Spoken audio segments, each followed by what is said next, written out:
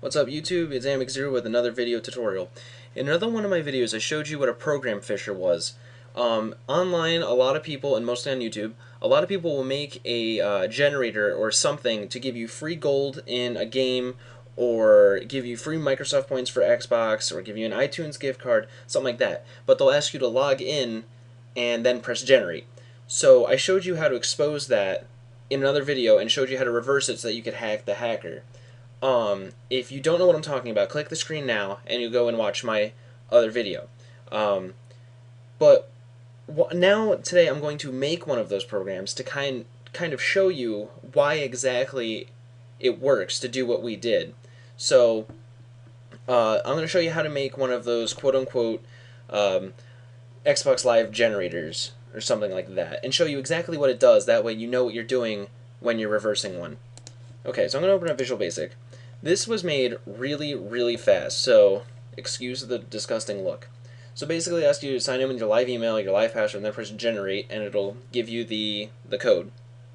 Now, if this was someone's real attempt at trying to steal your stuff, it'd probably be looking all fancy, giving it a nice background, nice colors, and all that, but we're not worried about that. So let me show you what happens when we actually click the generate button. Okay, so this is your code, right?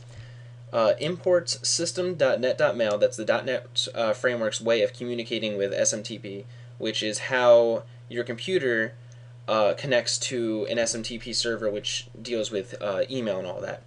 So we have dim SMTP as new SMTP client, dim message as new mail message. I'll get into that in a minute. Okay, so SMTP credentials. This is where you would put in your email and password so that you can log into your Gmail account. This is where it falls apart for people who don't crypt their program fishers. Because this is a plain text string that needs to stay as it is so that Visual Basic can read it and the program can read it, when you compile all this, your username and password will still be in plain text in the hex code of the program. So that's why when we reverse one of those programs with bin text, we're able to clearly read the username and password. Alright, but I'm going to keep going just to explain it. SMTP port is 587. That's just what Gmail uses to communicate. Tell them to go to the Gmail server. You say it's from you, so you will get an email from yourself to yourself, and then you make the subject would be hacked account, and then the body would be gamertag, and then whatever's in text box 1, and then password whatever's in text box 2. Okay, now if you crypt your program, these strings should not be readable by plain text, because it will actually scramble it in such a way that can be unscrambled when it's run, but when you look at it, you shouldn't be able to read it.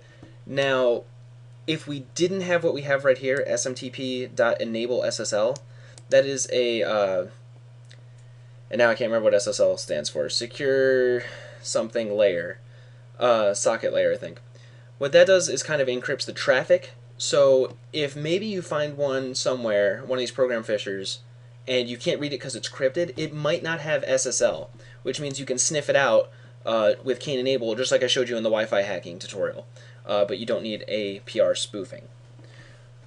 Anyway, then when you click the generate button, it'll just throw in some random BS numbers and letters, random different collections of numbers and letters. It would be more complicated than what I just wrote. And then everyone thinks that they have gotten their Xbox Live code. They go to try it and they find out it doesn't work. But what they don't know is what they really did was send an email to the hacker with your information. Now, you could sniff this program while you're running it, and you would see the email get sent. You can reverse it like I showed you in the other tutorial and get his email and password. Point is, all of these generators are 100% fake. Don't ever believe that it's true. Keygens for programs are sometimes true, but I'm not going to go into that. But things that need to be activated, it's just not possible.